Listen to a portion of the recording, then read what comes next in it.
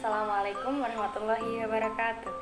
Halo, perkenalkan nama saya Rifana Najwa Lusna dengan NIM 2301050538. Saya di sini akan menjelaskan tentang penyimpanan bahan kimia di laboratorium IPA. Apa itu tujuan penyimpanan bahan kimia di laboratorium IPA? 1. Untuk mengetahui bagaimana cara penyimpanan bahan kimia yang baik dan benar.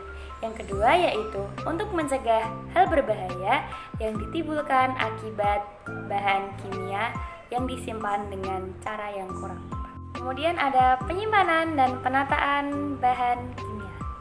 Yang pertama yaitu aspek pemisahan berdasarkan sifat fisik dan kimianya. Yang kedua, tingkat resiko bahaya. Yang ketiga ada fasilitas penyimpanan. Yang keempat ada inventarisasi. Yang kelima ada pengecekan secara berkala. Berikut simak video penyimpanan bahan kimia dengan benar. Bahan kimia yang sudah dicek sesuai dengan data disimpan di lemari penyimpanan bahan sesuai sifat fisik dan sifat kimia. Yang selanjutnya yaitu penyimpanan bahan kimia berdasarkan sifat fisik dan kimia. Yang pertama yaitu oxidizing atau mudah teroksidasi. Tempatkan di tempat yang dingin dan berventilasi. Jauhkan dari panas dan api. Jauhkan dari reduktor. Tempatkan di botol regen berwarna gelap atau coklat. Sediakan alat pemadam kebakaran atau apa? Contoh, hidrogen, peroksida, kalium perklorat, kalium permanganat, dan kalium dikromat. Yang kedua ada flammable, mudah terbakar. Tempatkan di ruang dingin dan berventilasi. Jauhkan dari panas dan api. Sediakan pemadam kebakaran atau apar. Contoh, aseton, etanol, betanza, propona, dan yang ketiga ada toksik, beracun. Tempatkan di ruangan dingin dan berventilasi. Gunakan jas lab, sarung tangan, dan masker. Contoh, merkuri klorida, arsen triklorida, dan amonina. Yang keempat ada harmful iritan, bahaya iritasi.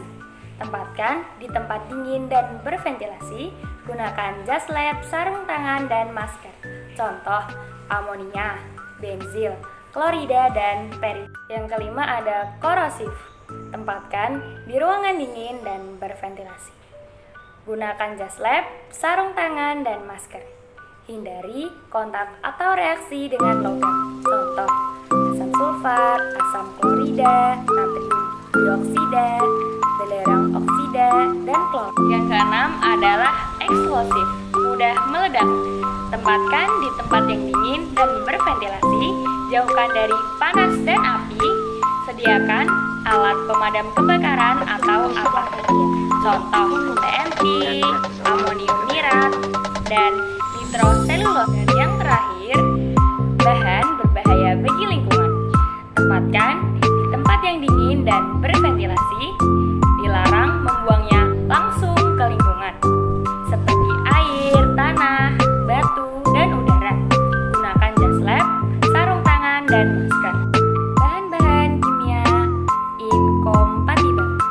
Seperti gambar di atas, bahan-bahan ini adalah bahan-bahan yang apabila bereaksi hebat dapat menimbulkan kebakaran atau ledakan. Ada beberapa hal yang perlu diperhatikan. 1. Pastikan menyimpannya pada suhu yang tepat. 2. Jangan biarkan bahan kimia terkena suhu yang terlalu tinggi atau terlalu rendah. Yang ketiga, suhu disesuaikan dengan persyaratan penyimpanan bahan kimia.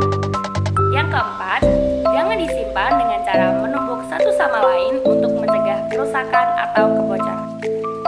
Terima kasih telah menyaksikan. Assalamualaikum warahmatullahi wabarakatuh.